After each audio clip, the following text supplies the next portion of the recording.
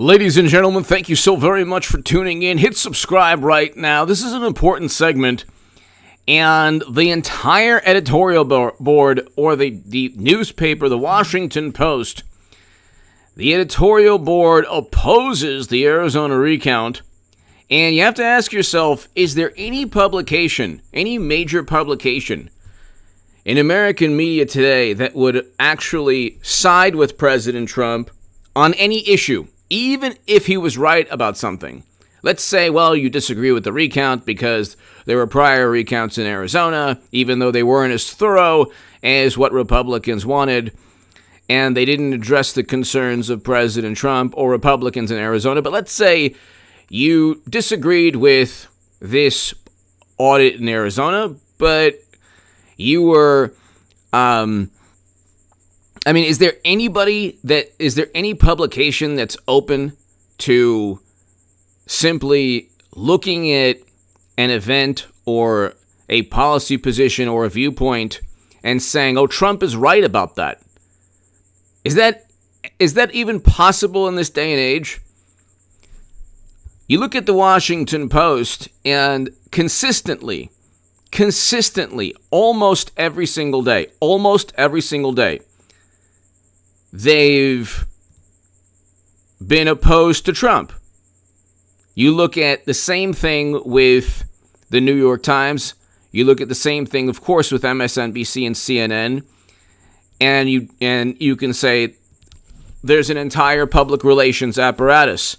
It's the New York Times, the Washington Post, MSNBC, CNN, Vanity Fair, Esquire, Rolling Stone, The Atlantic, Mother Jones, The Nation, New York Magazine, BuzzFeed, The Daily Beast, Slate, Axios. Can you name a publication that doesn't publish the same article over and over again?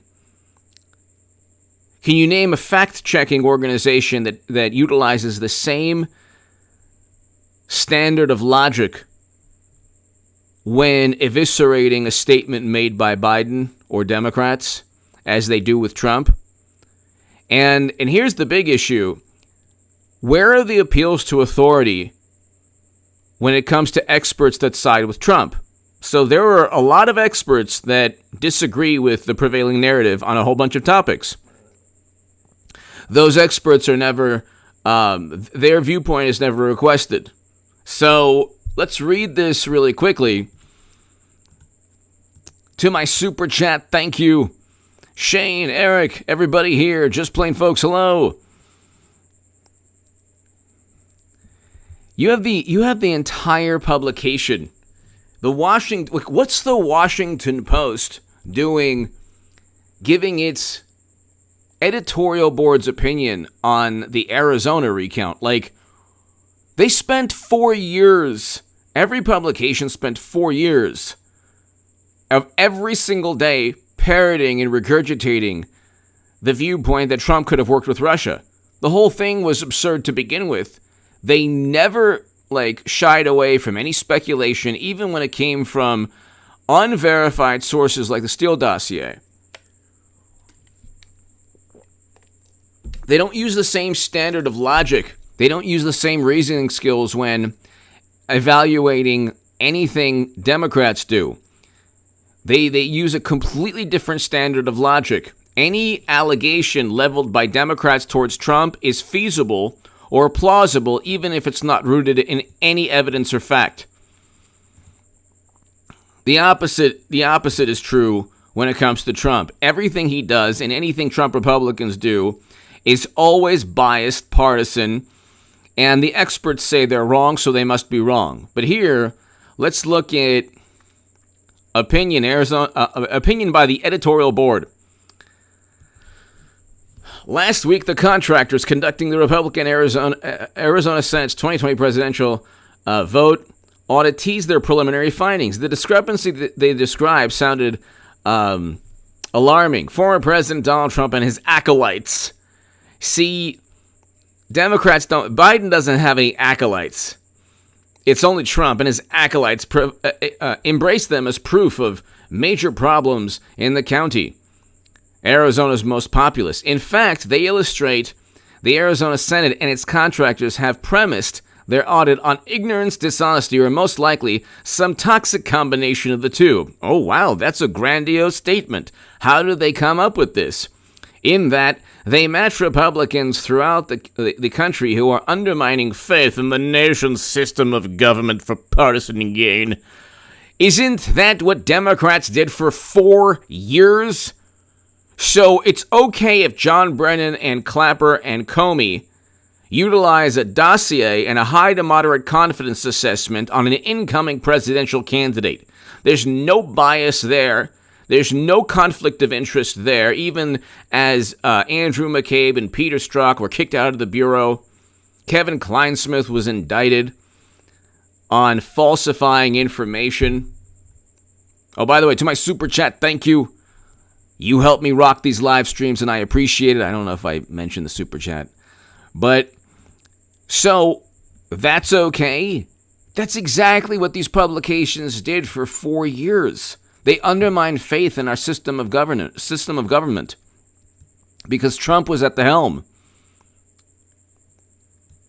So, listen to this public relations. We have a 74,243, where there's no clear record of them being sent, declared Doug Logan, the pro-Trump, and then they call him, of course, a person who believes in absurd theories, who heads Cyber Ninjas, the Florida firm with no apparent expertise in auditing, whom the Arizona Senate Republican... So still nothing to really back the claim that this is a toxic combination and a despicable attempt to undermine the faith in our democracy.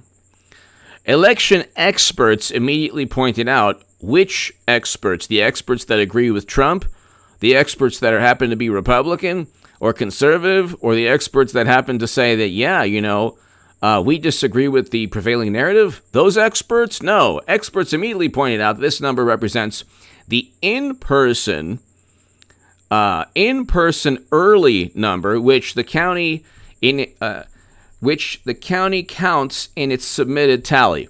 Okay, that's the viewpoint of certain experts. Yes, that is not categorical proof that the allegation. The burden of proof is on the person making the claim. So the claim here isn't really being okay. The 74,243 number, that's not up for debate. That's a number that, if it was completely fabricated, they'd say it literally doesn't exist. Then, Cyber Ninjas would have a problem. Nobody's saying that. What Republicans are saying in Arizona is, well, we don't have a record of that number. Experts, according to the Washington Post, experts immediately said, well, the number is a combination of early and in person. Okay, that's the expert's viewpoint. That doesn't categorically address anything. That's just your opinion. That's just your viewpoint. It's experts that agree with you. You could easily find experts that you could find experts that Rudy Giuliani could find for you, or Jenna Ellis, but you don't view those people as credible. So it's now all based on the viewpoint and the sensibilities of morally superior liberal Democrats who definitely know how to run their own primaries. So Debbie Wasserman Schultz was forced to resign in 2016. Then you had the New York mayoral contest where, 130,000 votes were added to the official tally that shouldn't have been added at one point.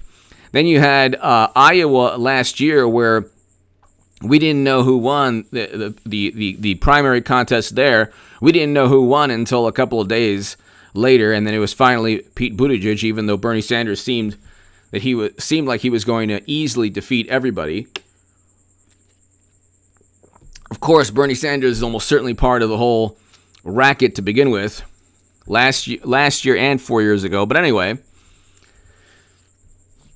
so their initial claim is this is a despicable, dishonest, and ignorant exercise, and the reason is initially because experts.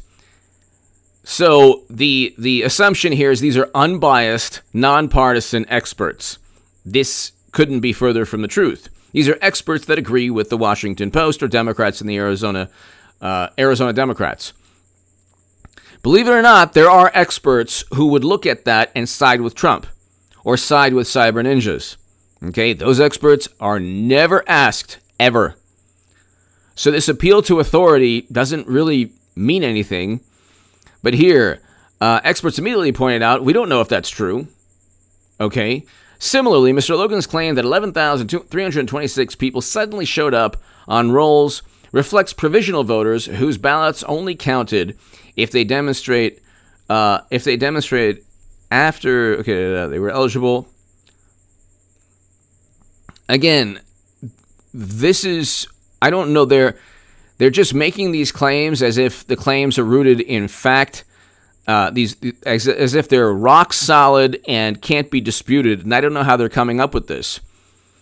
So, okay, you haven't backed up anything, you've just stated what you think is the reason. Instead of publicly revealing any of these alleged discrepancies, Mr. Logan should have consulted someone with a rudimentary knowledge of election procedures.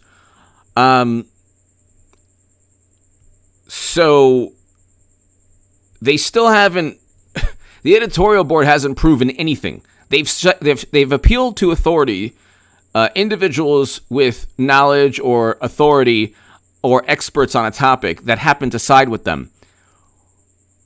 They still haven't explained, like, this is going to have to be proven in a court of law. They could be right. The Washington Post could be right. The Democratic Party could be right. But simply saying, well, that's easily explained. We've asked experts, and the experts said it's an easy explanation. That is not logic. You would have to prove that in the court of law. Because this is all going to be litigated. But here, instead of public, nevertheless, Mr. Logan said he might need to send inquisitors door to door asking people about their ballots. Without explaining how households would be picked, a move the Justice Department previously warned might amount to voter intimidation. Why would that be intimidation at all? No one should seek to emulate this embarrassing spectacle. It's not embarrassing. Like, this is what they did with the Helsinki conference. They said, oh, it's so embarrassing. It wasn't embarrassing for Trump or any Trump Republican or anyone who voted for Trump or even on the left. It wasn't embarrassing. Who cared? Who cares? Nobody cared. Democrats got themselves in such a hysterical, maniacal frenzy that they convinced themselves that Putin interfered in the election and that Trump should have called him out. It's like, well, you haven't even proven that even one vote was altered. But here, no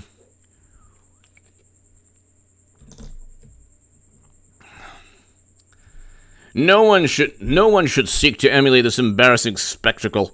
This is after 4 years, by the way, of the Washington Post running story after story, stating people with knowledge, people familiar with the matter, they lost a case to Nicholas Sandmann where they had to pay him, hopefully, tens of millions of dollars.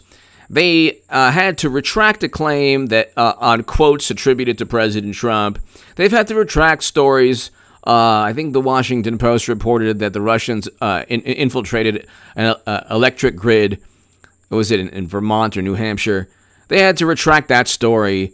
They're constantly retracting stories and citing these breakthrough revelations pertaining to Trump based on simply on sources or people familiar with the matter. And also they're reporting on book revelations that like tell all books, and this is like that's so much more that has so much more integrity than what's going on in Arizona. They pushed for 4 years to undermine faith in elections, and then God forbid Trump undermines the faith in the results, and it's a big problem. But here, no one should seek to emulate this embarrassing spectacle, but Trump devotees, not people who actually just happen to agree with Trump. It's these blind zombie loyalists. Trump devotees in other swing states President Biden won, such as Georgia and Pennsylvania, are pushing to audit their ballots too, despite the fact that intensive reviews have already found no reason to doubt the results. This couldn't be further from the truth. Republicans, the rebuttal that Trump or Republicans would issue is the following. They weren't intensive. They were either 1 to 2% of ballots, like a statistical statistical analysis would show that based on 1 to 2% of ballots. But it's like, I'm sure there are ways to get around that. Or from Trump's perspective, there are ways to get around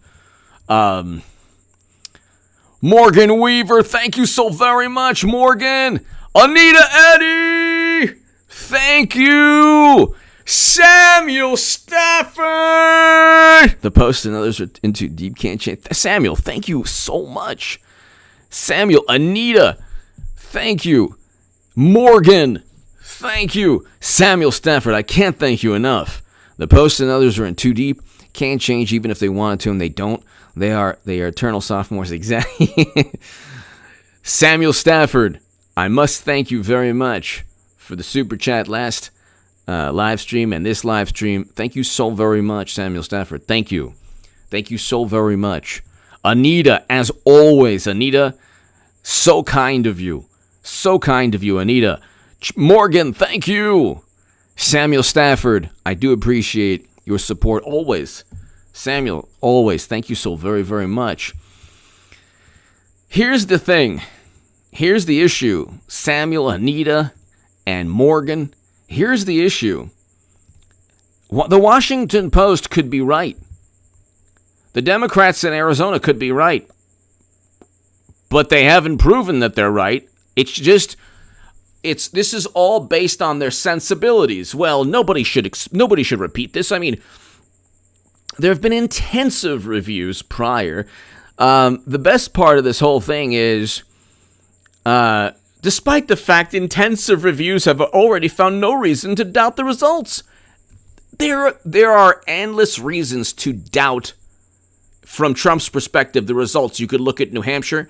You could look at cybersecurity breaches in Arizona and Georgia. You could look at a whole bunch of bizarre anomalies and human errors that always seem to benefit one political party. Almost always. And from Trump's perspective, from Giuliani's perspective, Jenna Ellis. So Jenna Ellis, Giuliani, Trump,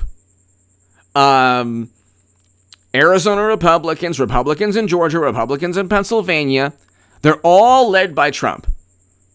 Anyone casting all the affidavits, they're all led by Trump. They're mindless zombies. And they should simply, like human errors, things that generally didn't happen, like bizarre cyber breaches in Georgia. And there's one in Arizona. There was also one in Pennsylvania. These bizarre, let's just say, this is public record knowledge that hardware was stolen. Or there was a bizarre cyber breach. This usually does not happen. There's a number of reasons to doubt things, according to Trump. Pro-Trump activists in Georgia are suing to examine thousands with high-powered microscope. They play up some 200 that were initially double counted. See, here's what they do. They take one of the many anomalies, many bizarre anomalies, and they play up some 200 ballots that were initially double counted in Fulton County, whatever. Despite the fact that there was no indication they ended up in the official results, and that manual and machine recounts confirmed. So these are anomalies. Again, that Washington Post could be right, and all of these bizarre anomalies could have taken place, and as of right now, there is no widespread evidence to say that there was a plot, or that if every single bizarre anomaly was addressed or rectified, that if those bizarre incidents had never happened, then the Orange Monster would have been triumphant. Yeah, there's no evidence at this point right now to make that grandiose claim. However, you have an endless stream of these bizarre, 1 in a million type of occurrences.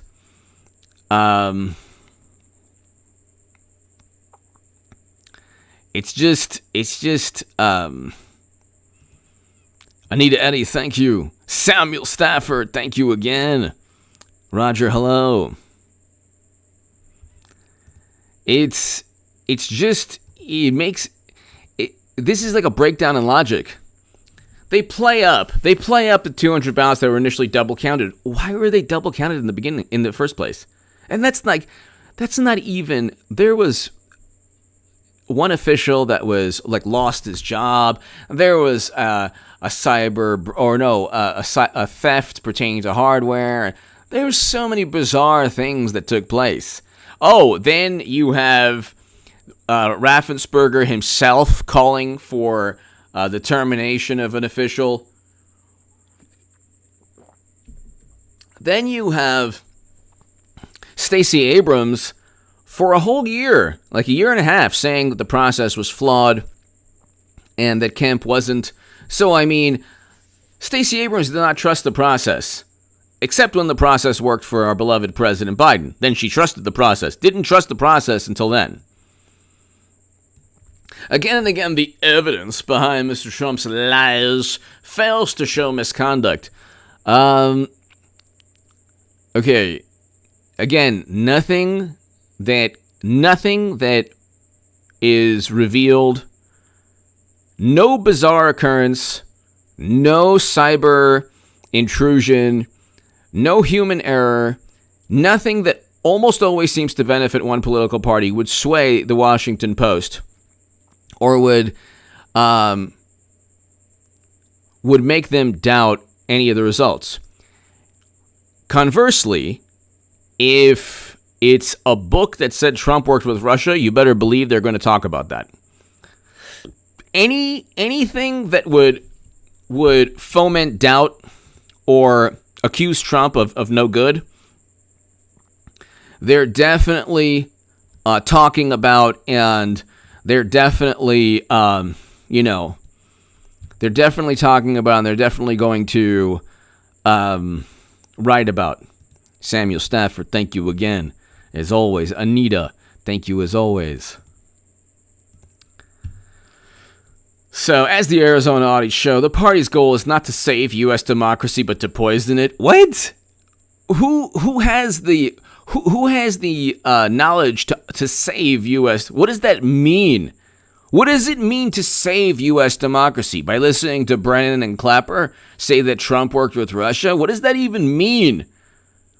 This is like if you lived prior to 2016 and you have functioning brain cells and you have the ability to just, if you have critical thinking skills, like even if you believed that Trump-Russia was warranted, you still have to admit he wasn't indicted in a court of law for working with Russia. He wasn't indicted in a court of law for, fomenting January. He wasn't indicted in a court of law for trying to pressure another country into investigating our beloved President Biden. He wasn't. There's no evidence in the court of law. Brando! H.A. Goodman has such a soothing and calming voice. It is a salve for these turbulent times. Plus, he understands the logic of demons. Nice! Brando, thank you. That's a reference to one of the two fantasy novels that I wrote, Logic of Demons and Breaking the Devil's Heart. So I appreciate that, Brando. Thank you so very, very much. You can actually get them on Kindle on hagoodman.com. Guy, thank you. Brando, thank you so very much. And can I tell you, I love the profile. Love the profile. Thank you. Brando. Samuel Stafford. Anita Eddie. Samuel, thank you. Anita, thank you as always. And thank you as always, Samuel. Brando, thanks for the kind words. Greatly, greatly, greatly appreciated. And I do love the profile. As the Arizona audit shows, the party's goal is not to save U.S. democracy, but to poison it. I come here not to praise. What is it? I come here not to praise Caesar. Oh my God! I can't believe I forgot. Hold on. What is it? Praise. Okay. Hold on.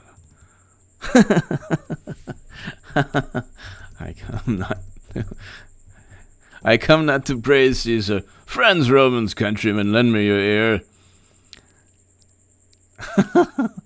I come here to bury Caesar, not to praise him. That's right.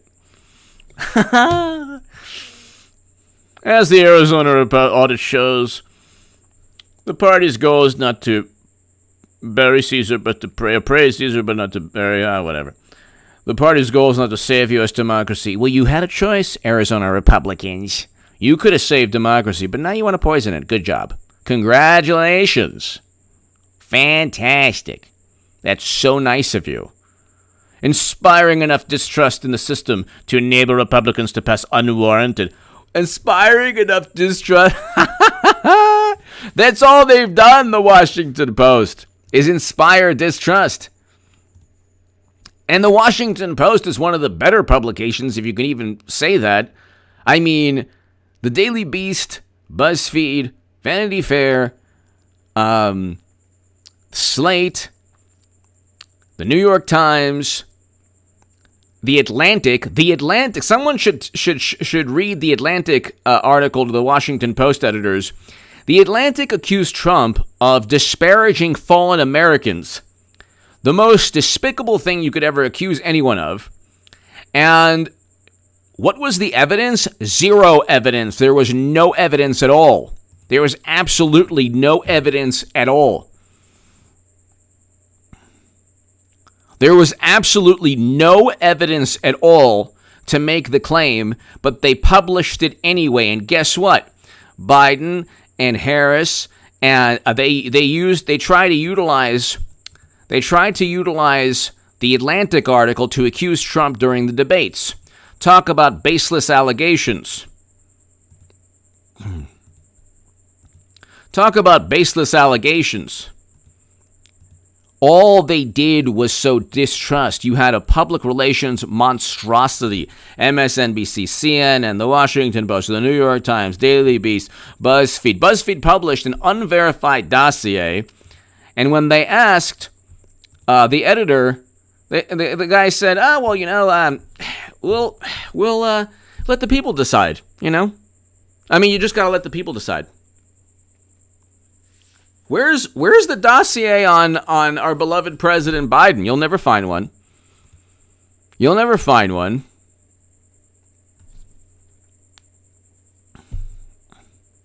Chippy, hello. You'll never find one.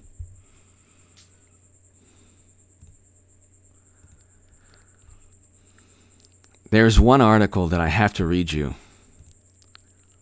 And I have to do it within the next 15 minutes because I'll end right before 12 a.m.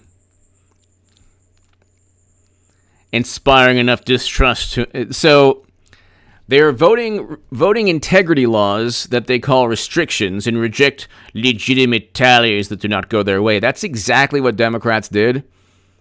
It's exactly what Democrats did for 4 years. They did not trust the system.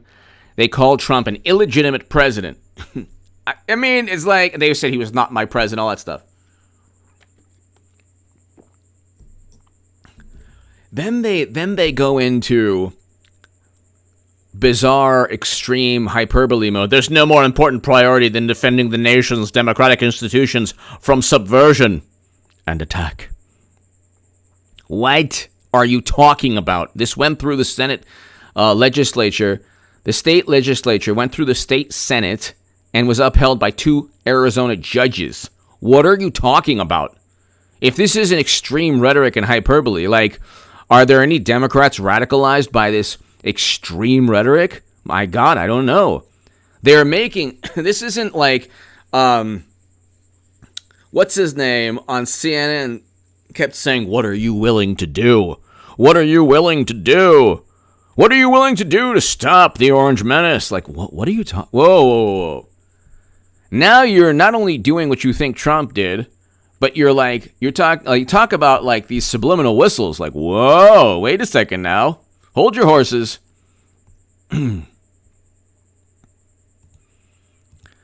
And there are so many other issues that were addressed by Logan and the Cyber Ninjas and the Arizona Republicans. Jeffrey, hello. There's so many more. There are so many more issues. Samuel Stafford, thank you. I can't thank you enough. Thank you. I just find this is okay. There's one. Oh, I have to read this to you before we go in 10 minutes. I have to read this to you. Where is it? Oh, okay. Hold on. I have to read this to you. Okay, wait a second. All right, hold on one second. All right, hold on. All right, where is it? Oh, okay. Loneliness is breaking America. This is with all due respect to the author. New York Times. This is hilarious. This is the best thing you've ever heard. Just go, if you need to go to bed. If you need to go to bed now, and just listen to this right before you go to bed, and you will laugh. And my live streams are good for people who have insomnia anyway. But here, I wasn't planning on reading any of the new batch of Donald Trump books. His vampiric hold on the nation's attention for 5 years was nightmarish enough. I mean, record low unemployment, First Step Act, first president to step foot in North Korea, Abraham Accords, allocating more funding to historically black colleges and universities than any president ever, signing an executive order combating anti-Semitism on college campuses, wage increases that were greater than years past. I mean, we can go on, but the economy was record highs in the stock market, record lows in unemployment, record low black and Latino unemployment. We can go on. You could say what you like about Trump. You can't say the economy wasn't good prior to last year. It was very good. Better than at any point during President Obama's administration. That's a fact. One of the small joys of the post-Trump era is that it's become possible to ignore him for days at a time. You could have ignored him all throughout the past 4 years, and that wouldn't have been a problem. Okay? Then he goes, but after reading an article adapted from Frankly, We Did Win, an article adapted from a book without any evidence on a great many of the claims. What caught my attention wasn't his reporting on White House disarray and Trump's horrifying impulses. Some details are new, but the story is familiar. Rather, I was fascinated by his account of people who followed Trump from rally to rally like authoritarian zombies. 74 million Americans have been relegated now to mindless zombies. The hubris, the narcissism, to accuse 74 million people who have a different vantage point of being these mindless, like, naive fools. Okay? The reverse is likely true, but anyway. Quote, many were recently retired and had time on their hands and little to tie them at home. A handful never had children. Others were estranged from their families. What? Okay. Throwing themselves into Trump's movement, they found a community, a sense of purpose. Yes, because you know what? Wearing the Make America Great Again hat just gets you so many friends in different restaurants, and it definitely doesn't cost. If you wear that hat throughout LA or any major city, you're going to get into a physical altercation, because the very peaceful liberal Democrats, very likely, if not one day, if you do it like a whole week straight, you'll either get some kind of verbal confrontation or possibly physical. Okay? So anyway, there are many causes for overlapping dysfunction that make contemporary American life feel so dystopian. I mean, this is like 7 months after Biden won. What's the problem here? A socially healthy society would probably never have elected Trump in the first place. Yeah. Oh my God. Samuel, everybody here, it's the best thing you've ever heard. This is the best thing you've ever heard. Is this not the best thing that you've ever heard ever? Samuel Stafford, thank you again. A socially healthy society would probably never have elected Trump. Why? Look, the economy was at record lows in unemployment. We had record low Black and Latino unemployment. We had wage increases. Wages were increasing faster than at any point in a decade. What? The stock market was up. You tell me what was wrong with the economy, and if you try to say you bring real wages or this, how is it now? It's worse, much worse. And the experts and the wonderful Democrats, liberal Democrats, probably want to shut down society again. Who knows? God forbid they do. And you can't count on Republicans to do anything about it because until 2022, there basically won't be a Republican party. There won't be There's no opposition party, basically. Bray, Make America Great Again has public. Ay. Pretty much, almost. Bray, thank you. Bray. Brando.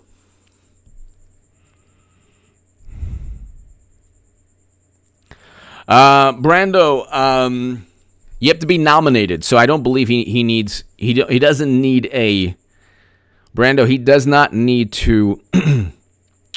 He doesn't need to hold a congressional seat, so that's accurate. He doesn't need. Trump does not need to be like a congressman from Florida. He doesn't have to. He doesn't have to hold a congressional seat.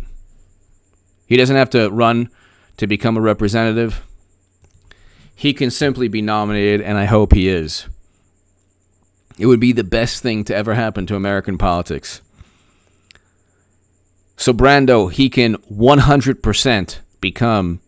There was a New York Magazine article about that I read. He can, but there's other articles too, like the one you mentioned as well. He can 100% he can 100% become a Speaker of the House. So he can definitely become Speaker of the House. So they're like a socially healthy society, and then he engaged in tariffs that made sense.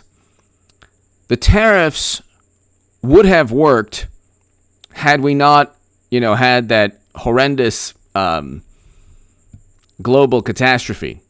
They were working because all the articles saying, it's leading to short-term economic loss. Well, the economy was still doing well, but it was bringing the country to the table, largest country in the world, who will surpass us in less than 20 years economically. The tariffs were advocated by steel industry CEOs and labor unions also at one point. And it's like unbelievable. So it's like they don't understand, and real quick, because I want to end before 12, they don't understand that it's a shtick, meaning it's his personality. It's just like they view him to be an authoritarian, but Biden, he was the one who worked on the crime bill, the 101 sentencing disparity, mass incarceration. He brought that about. He voted alongside Bush, Cheney, and Rumsfeld, the worst administration we've ever had. The Bush administration was the worst administration we've ever had. Took the most devastating moment in U.S. history and turned it into never-ending perpetual counterinsurgency conflicts. Made the world less safe. And President Obama continued to make the world less safe. And President Trump withdrew Americans from never-ending counterinsurgency conflicts, and suddenly a socially healthy society would never have elected Trump. But a socially healthy society would have elected Bush, who destabilized an entire region of the world, or President Obama, which, by the way, It was a beautiful thing when President Obama was elected, but then less than 2 years later, he turned Libya into a failed state with a horrendous NATO intervention. What did Trump do that's even close to that in terms of damage to the world?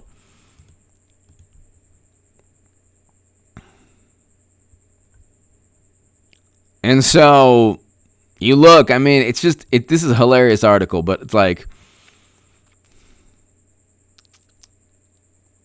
if you give people's life meaning, they'll give you everything. It's like, it's not, people don't look at Trump as like somebody that gives their life meaning. They like his policies.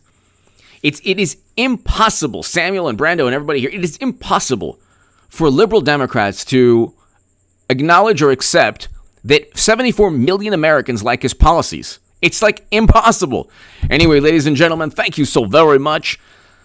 Samuel, I gotta thank you so very much. Thank you, Samuel. Greatly, greatly appreciated always. Ibre, thank you. Brando, thank you. Ring and Constitutional, thank you. Everybody here, thank you so. Anita, Eddie, Morgan, everyone here, thank you so very much. Ibre, thank you so very much. I'll be back. Check the upload in the morning, everybody. God bless, and I just want to thank you for your support. I am very, very honored to be able to have these live streams with